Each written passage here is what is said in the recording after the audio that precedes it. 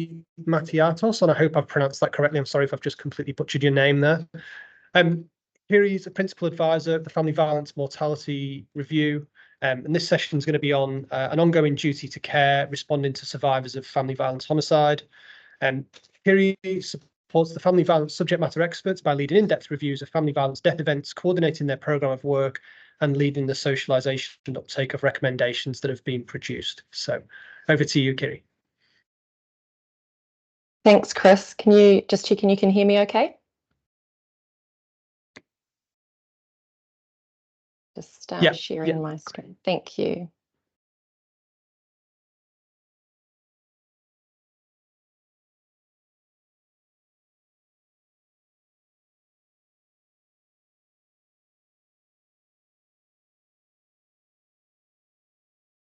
All right.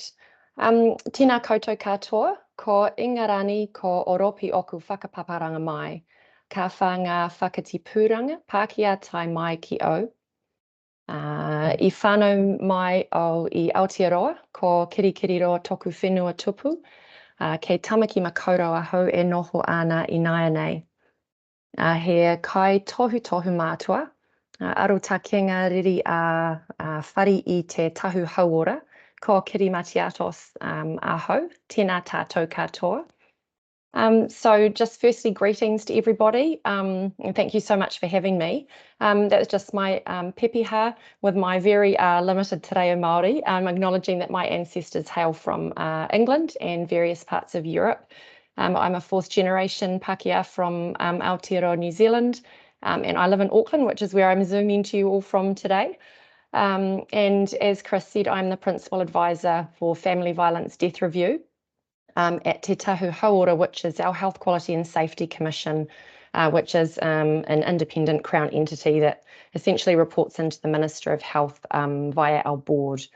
So yeah, thanks again for having me speak today. As you can see from my title slide, I'm going to be speaking to an ongoing duty to care, which comes from our Family Violence Death Review Committee's 8th report around responding to survivors of family violence homicide.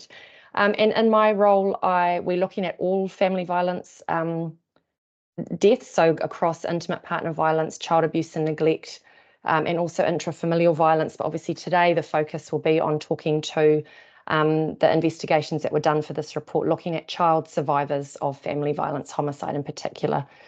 And just to acknowledge that I'm actually pretty new into this role. It's been just under 12 months and I wasn't actually around and part of the development of the 8th report. So really just wanting to acknowledge my colleagues, the Family Violence Death Review Committee and my predecessor, Pauline Gulliver, for all the hard work that they put into this report. So I'm going to just cover over some basic outline. I guess there's a lot in the report itself if you want to go and find it on our website and read some more, but I'll give a little brief intro from the 7th report and how that then led into the 8th report that I'll talk a bit more to. Just mention some of the data to kind of provide a bit of an outline of the cohort of children that we're referring to for this, and just talking around some of the key findings and learnings that were pulled out of the report. As we always like to do as well with any of our presentations around family violence death review is to bring in a lived experience voice.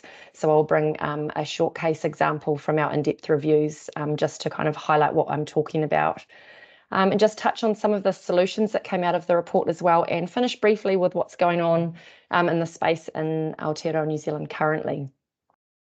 So I'll try not to go too fast. I'm very conscious of the time. The 7th report, basically, that led into this 8th report was published a couple of years ago, and two key things that came out of that were how really across all of government sectors, so across lots of different agencies, there appears to be the falling off the caring pathway for looking after people experiencing violence. So no duty to care, an ongoing duty to care for the well-being of people outside of our professional accountability. And it was evident that there's currently no robust accountability mechanisms within government, and again, that's across sectors, to help promote the uptake of the recommendations from the FVDRC, I'll call it, Family Violence Death Review Committee reports, which is obviously a significant barrier to implementing any real change. Oh, it's not letting me advance my screen for some reason. There we go. So the 8th report obviously built on the 7th report and also kind of from recommendations several years before about looking into, what was going on for survivors of family violence homicide. And unfortunately, what it did highlight is that currently there is no routine aftercare system for children who are survivors of a family violence homicide event. So what was done with this report in terms of the sort of research and analysis looked across 2 information sources. So one of those was focusing across government agency data sets, so looking at agencies that we thought should be able to provide helpful information, such as the Ministry of Social Development, Oranga Tamariki, who is our statutory child protection agency, the Ministry for Children. And the other part of that was looking at the rich narratives that come from the lived experience voice that came through as part of the in-depth review process that we carry out. And as well as the information I'll talk to today, the 8th report really does also provide a structure and guidelines around like a sort of super advocate kaiawhina role and support and structures for how this actually might look better in practice and not just sort of saying where the gaps are. So a little bit more by way of background, I guess, and the kind of methods that were followed in terms of doing this. So they identified across the period from 2009 to 2020, 509 New Zealand-born children that were either biologically related to the person who died as a result of the homicide or who was the offender in the homicide. And that was looking over both intimate partner violence-related deaths and also child abuse and neglect deaths. And I will just say here that there's an acknowledgement this is likely an undercount because there's currently no system that records accurately people who are children who are survivors of homicide events. We had to go through births, deaths and marriages, which sits within our Department of Internal Affairs, to look at identifying those who are biologically related. And that won't take into account people who were born outside of New Zealand, which, according to our last census that we've got information for, is around about sort of 28% of New Zealanders born outside the country. So that would impact some of those numbers, and also children who are whāngai. So it's kind of like an unofficial family-based extended family care for a child who may go to live with a relative from their extended family because their parents can't care for them for whatever reason. Again, it's not through the government, it's not monitored, so there will be some people missed in those numbers. And essentially, we looked at, the royal we, because clearly it wasn't me, the data through hospital admission data, looking at the first admission to hospital following the homicide event for a random sample of 60 children that were chosen from that cohort. And that was just to try and determine what, if any, support had been provided. So as I'd mentioned, trying to get information from the Ministry of Social Development, for example, Ministry of Justice, etc. And really, it was quite difficult in terms of the Ministry of Social Development, because they don't have a routine administrative process for allocating any financial support to family members who have survived a family violence homicide. It was really difficult to ascertain whether any benefits, etc., had been provided. But what the report did show was that most survivors did not receive any support from ACC, which is our Government's Accident Compensation Corporation, or Oranga Tamariki, which is our child protection agency. So just to talk to numbers a little bit, which is, not what this is all about, but it's important to just provide a little bit of context to the cohort that we're talking about. So this is the age distribution of the children that were included in this. So 509, as I said, in total. And the left-hand side that you can see the ethnicity, and unfortunately our Māori children are overrepresented in these statistics, as they are across the statistics of family violence in general. And that's about 54%, if my maths memory serves me correctly. Not too much of a difference there between male and female, but you can see there's some median age differences. And the negative numbers under the range of ages, that's to include children who were actually born into the cohort after the homicide event. So the -12, for example, means they were born into that 12 years after the homicide event. So capturing some of those as well. And again, reiterating this is likely an undercount. There were also very small percentages of Asian and other ethnicities that for some reason weren't included on this table. In terms of findings, really one of the key things was that any support that may have been provided was actually hugely varied and I guess grossly inconsistent. Really highlighted the invisibility of survivors of family violence homicide. And I know from our own data, if we're talking about numbers of deaths, well, of victims from family violence homicide, we're not including those surviving family members normally. So that's a huge number of people who, as we can see from this report, don't get ongoing care and take a downward trajectory as a result. So just in terms of a little bit of the support from Oranga Tamariki, for example, so this is our Ministry for Children. Essentially, the report showed us that Oranga Tamariki did provide some care, but it was limited and sporadic. And for most surviving children, unfortunately, no support was provided by them.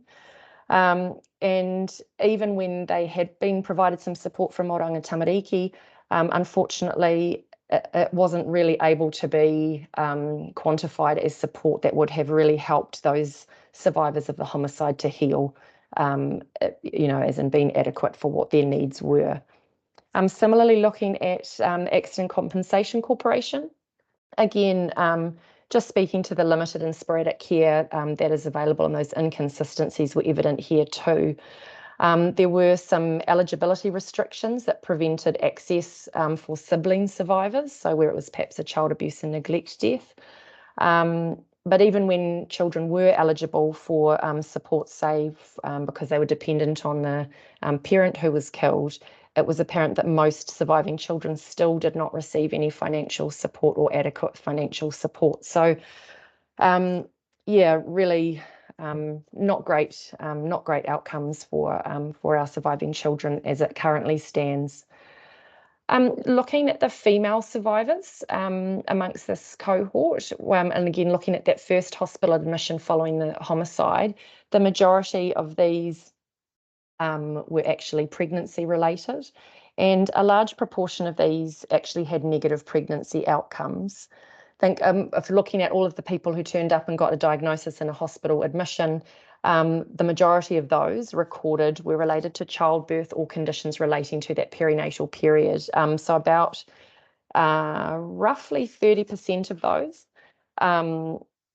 had conditions that were something to do with the perinatal period. So things like premature delivery, low birth weight, delayed fetal growth, respiratory distress, etc. And there were an additional roughly 11% of those who received health supervision due to adverse social circumstances. So, there's some of these, there were other conditions reported like gastrointestinal and respiratory issues for those that presented post the death event, and some of these, and certainly not all of them, will be related to the homicide event. However, I think what's really clear from that, particularly with the pregnancy-related stuff, is the potential for the intergenerational transmission of trauma, through the pregnancy, whether it be a normal pregnancy or a difficult pregnancy or a termination that's occurred. There's that clear link of the ongoing and intergenerational component to that.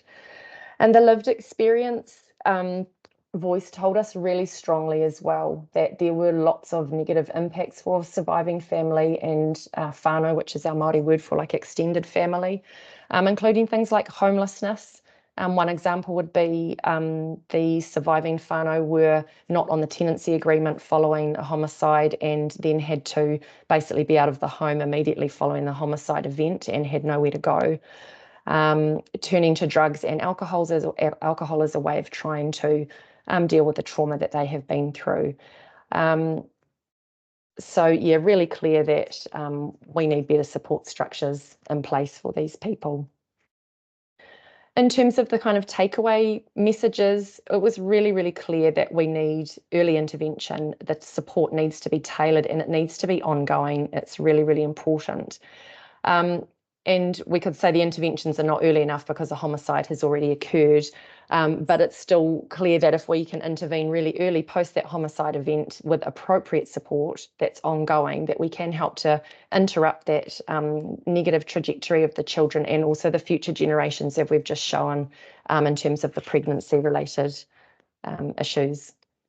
So again, just reiterating, turning to drugs and alcohol, other high-risk behaviours, and that all of this can lead to further harm, ongoing poor health outcomes, and potentially more premature avoidable death with the intergenerational impacts of this.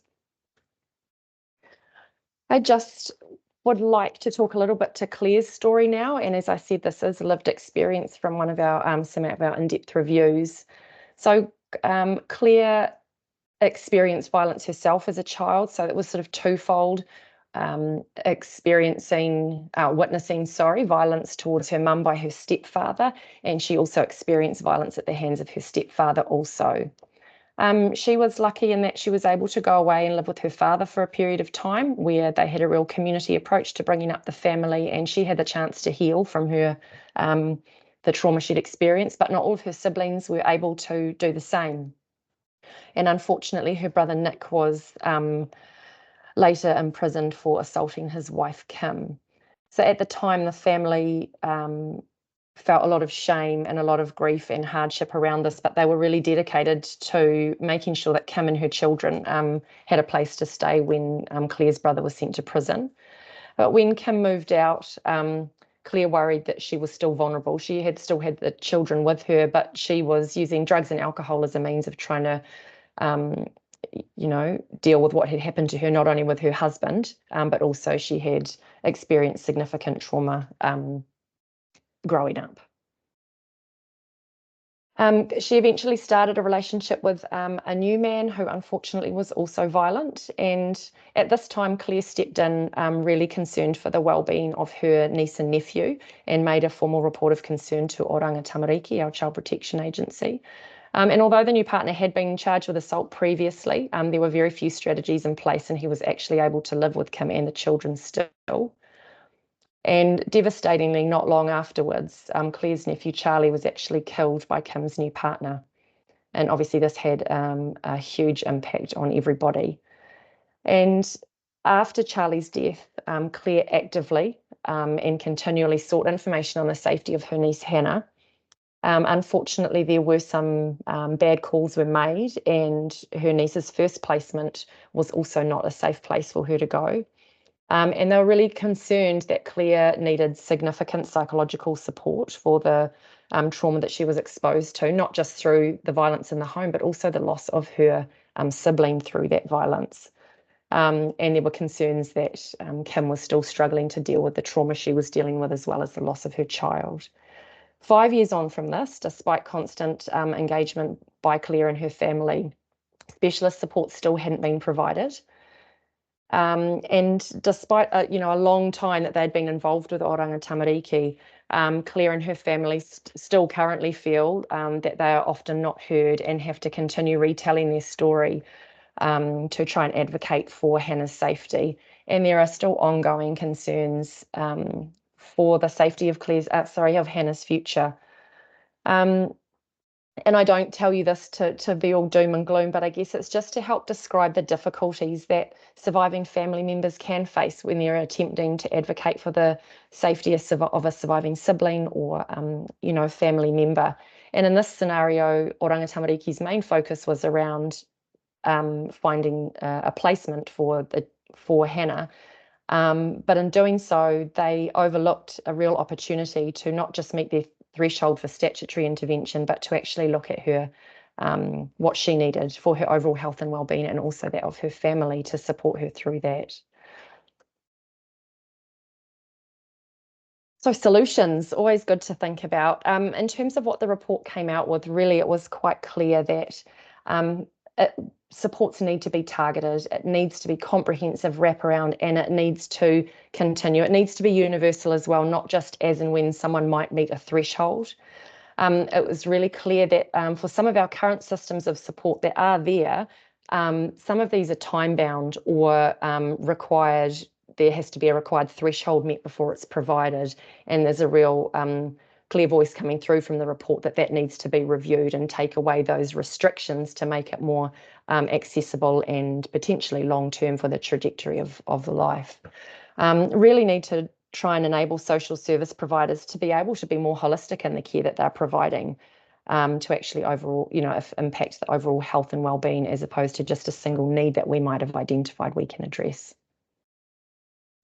In an ideal world, if we could wave that magic wand, really we need, as a basic starting point, to get a fit for purpose early warning system or some kind of trigger system, which I know that's got negative connotations to language, but in terms of being able to, for one, the very basics of starting to gather who these children are that are surviving family homicide events, and then being able to put in action from then, initiate the care pathways and interventions from early on, rather than missing all of these people and kind of coming in after the fact.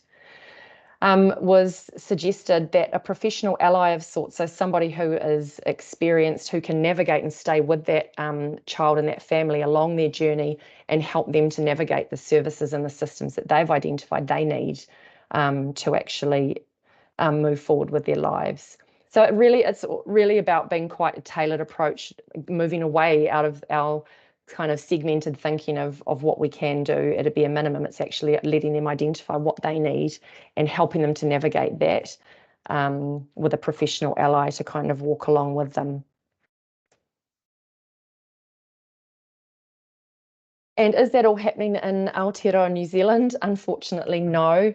In terms of where we're at with things now, following this 8th report, there was a sort of a key stakeholder, quite a high-level meeting at the beginning of last year, trying to look at starting up some kind of aftercare system, and where do we start with all of that, which unfortunately hasn't come to too much action. And we do continue to have challenges getting uptake of the recommendations from our reports.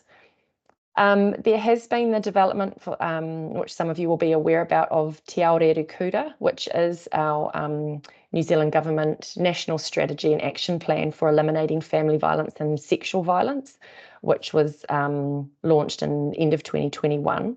And then Te Puna Anui is like the executive kind of business or board that works with cross government agencies such as Department of Corrections, Police, Ministry of Social Development, Oranga Tamariki, etc., to try and get change at that level as a collaborative approach. So we are continuing to work with them, collaborate across the sector, and still revisiting ways that we can try and develop actually a robust accountability framework for recommendations from FIDRIC, but also from other areas within the function of Te Puna Anui. So that is a work in progress. And also just to mention that we actually now have one combined National Mortality Review Committee as of July last year. Previously, the FIDRIC sat as one of 5 mortality review committees, and part of a review system was thinking that we might be able to get some better traction with one combined committee and better equity and etc. as well. So just to wrap up, I wanted to leave you with this slide, which says, he kokonga whare e kitea, he kokonga ngā kau e kore e kitea. And it translates to, a corner of a house may be seen and examined, but not so the corners of the heart. And this really speaks to, right back to the title of this, an ongoing duty to care rests upon some knowledge about the corners of a person's heart. And this is the kind of knowledge that doesn't come from our observations. It doesn't come from our case notes, from our agency records. This is stuff that comes out of genuine, respectful relationships. It's about us as professionals setting aside our assumptions to put whānau and families at the centre of our professional practice, and helping them, or having people that can help them navigate the structures and systems to get the support that they actually need to tend to those challenges that they have identified themselves as a priority. And that's it from me. Thank you for listening. Thank you so much, Kiri, for providing your knowledge and insights on family violence. Obviously, it's another really confronting topic today. So thank you very much for joining us and taking the time to present here today. Can I ask anyone online if you have any questions to pop them in the Q&A, please, or in the chat? And we might just hold for a minute or so, see if any questions come through. Thank you.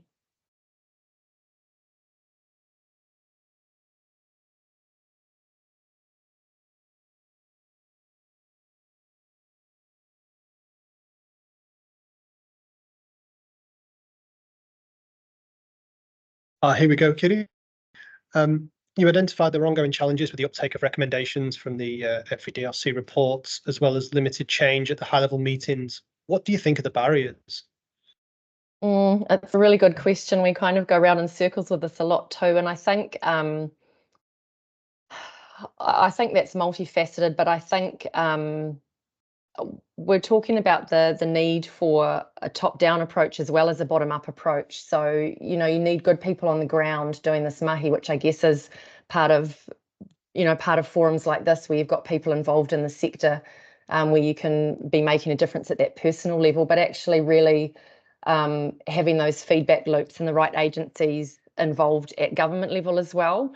But what we know from lots of our reviews is that really, really good work happens at the community level as well. So it's trying to, I'm sure I'm preaching to the choir here, but it's really about how do we find the best way to work together for those government to support the amazing work that the community providers can do if they're resourced adequately. So there's a bit of political game. I think there's stuff happening on the ground as well. But for us, I think a big focus is trying to get some traction with Te Puna Aonui, so our cross-government agency working to implement our strategy, and the hope that we can be pulling in as well those community voices and the voices of our Indigenous people, etc., to make sure that we're informing that kind of along the way, and people that don't give up, people that don't give up and just keep fighting the fight. So reassessing as we go. Yeah, it's a big challenge. Yeah, thank you. Any further questions online? I'll just go one more minute and then we'll let you go. Thank you.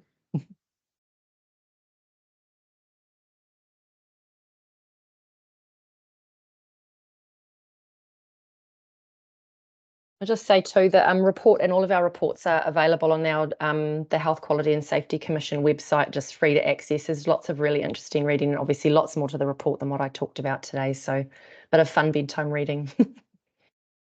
Great, thank you so much for that. And obviously we'll be sending a summary out after the event, so we'll include those links in there as well. Lovely. But thank Thanks you so much once for having again me. for joining us. Thank you.